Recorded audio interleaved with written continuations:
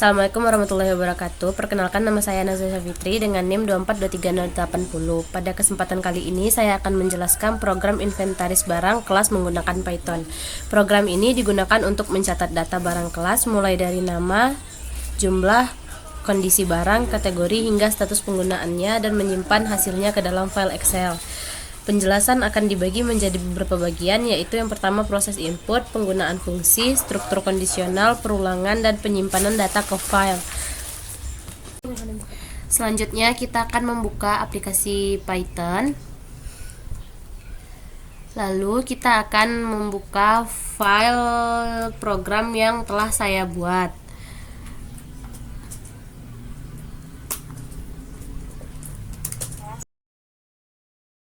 Yang pertama yaitu tampilan awal program. Program ini diawali dengan perintah. Nah, baris ini berfungsi untuk menampilkan judul program agar pengguna mengetahui bahwa program ini adalah program inventaris barang kelas. Yang kedua yaitu proses input jumlah data. Selanjutnya terdapat input. Bagian ini berfungsi untuk menentukan berapa banyak data barang yang akan kita masukkan. Nah, nilai N akan digunakan sebagai batas perulangan, sehingga program ini bisa menerima data lebih dari satu barang. Langkah selanjutnya yaitu struktur data atau list. Program kemudian membuat beberapa list kosong seperti nama barang, jumlah barang, kondisi barang, kategori barang, dan status penggunaan. List-list ini digunakan untuk menyimpan data barang sementara, sebelum akhirnya diolah menjadi tabel menggunakan pandas. Setiap list menyimpan satu jenis data.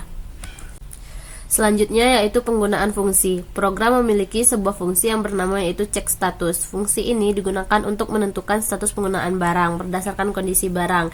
Jika kondisi baik, maka statusnya siap dipakai. Nah, jika rusak ringan, maka perlu perbaikan. Selain itu, statusnya tidak layak. Dengan menggunakan fungsi, kode menjadi lebih rapi dan mudah digunakan. Selanjutnya yaitu perulangan atau looping. Perulangan ini memungkinkan program untuk menginput data barang berulang kali sesuai dengan jumlah barang yang dimasukkan pada awal. Di dalam perulangan, penggunaan diminta untuk mengisi nama barang, jumlah barang, dan kondisi barang. Setelah itu, program menentukan kategori barang secara otomatis dengan menggunakan struktur kondisional. Kondisional ini berfungsi untuk mengelompokkan barang ke dalam kategori apakah dia perabot atau alat tulis, sehingga pengguna tidak perlu menginput kategori secara manual.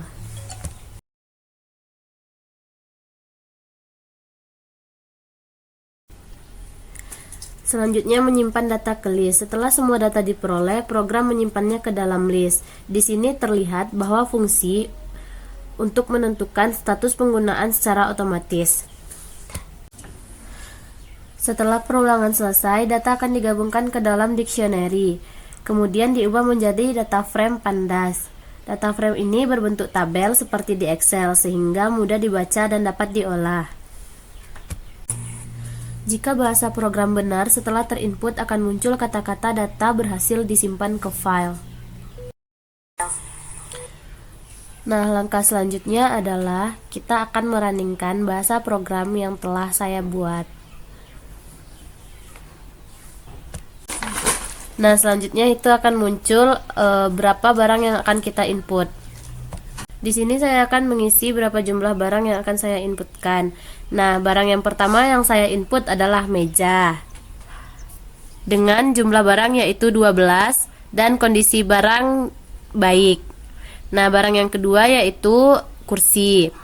Jumlah barang yang saya masukkan yaitu 12. Dengan kondisi barang baik. Nah, barang terakhir yang saya inputkan adalah spidol. Jumlah spidol yang saya masukkan adalah 5 dan dengan kondisi barang yaitu juga baik. Jika data telah diinputkan semuanya, akan keluar data itu berhasil disimpan ke file. Jadi, data yang saya input tadi telah ada di file Excel. Selanjutnya yaitu kita akan mencek data yang tersimpan di Excel tersebut. Lalu kita buka file Excelnya. Nah, di sini nampak jelas Data yang kita inputkan tadi sudah tersimpan di Excel, yaitu ada meja, kursi, dan spidol yang saya inputkan tadi.